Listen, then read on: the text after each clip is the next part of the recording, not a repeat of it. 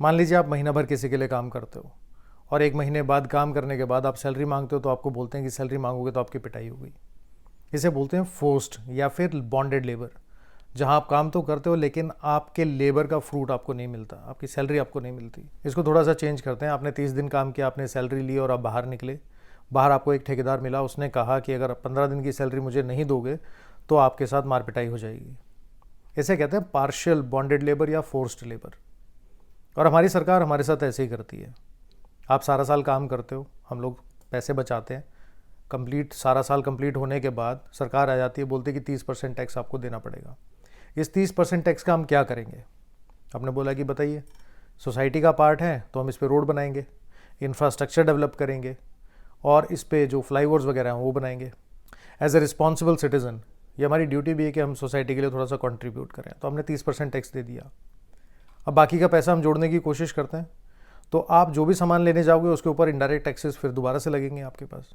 GST है, अगर आप लिकर वगैरह लोगे तो वैट है, और भी बहुत सारी चीज़ें हैं। आपने सोचा कि पैसे जोड़ लिए, अब जोड़ने के बाद क्या करें? हम गाड़ी खरीदते हैं। जो फ्लाईओवर इंफ्रास्ट्रक्चर और रोड बनाने की बात हुई थी उसके ऊपर चलाना भी तो है कुछ। आप गाड़ी लेने जाते हो तो गाड़ी के ऊपर जब आप बेस प्राइस की बात करते हो उस पर कहते हैं कि अब आपको स्टैंप ड्यूटी यानी रोड टैक्स देना पड़ेगा। अगर रोड टैक्स नहीं दोगे तो गाड़ी नहीं ले सकते। और अगर आप क्वेश्चन पूछते हो कि रोड टैक्स किस लिए, वो कहते हैं जी इंफ्रास्ट्रक्चर डेवलप करना है, रोड बनाने हैं, फ्लाईओवर बनाने हैं।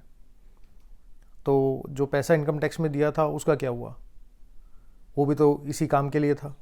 पर आपने सोचा चलो ठीक है, वो रोड बने नहीं होंगे, तो आपने रोड टैक्स भी दे दिया।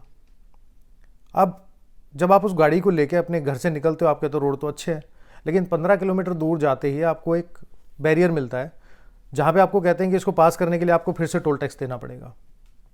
आपने कहा भाई किस लिए? तो वो कहते हैं कि नहीं, जो रोड बना है इसके पैसे कौन देगा? यार इसके पैसे तो इनकम टैक्स में भर दिए ना, उसके बाद जब आपने इनडायरेक्ट टैक्सेस दिए तब भी भर दिए, जो रोड टैक्स दिया उसमें भी ये पैसा गया है।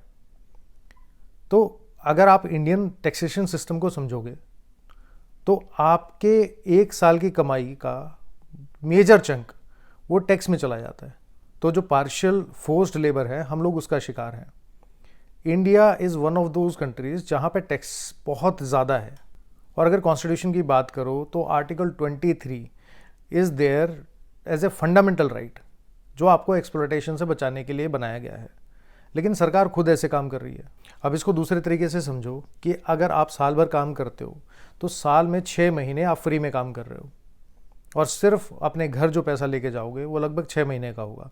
उस आधे साल के पैसे में आपको पूरे साल का खर्चा भी निकालना है, अपना फ्यूचर भी सिक्योर करना है।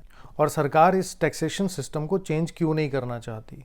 क्योंकि सरकार को आप लोगों का डर नहीं है। सरकार इंडियन सिटीजन्स को कुछ नहीं समझती, चाहे वो किसी भी पार्टी की हो। और अगर हमें सरकार से कोई बात मनवानी है तो हमें संगठित होने की ज़रूरत है। बात बहुत छोटी सी है, बहुत कॉमन है, सालों साल से चलती आ रही है, लेकिन सोचिएगा ज़रूर।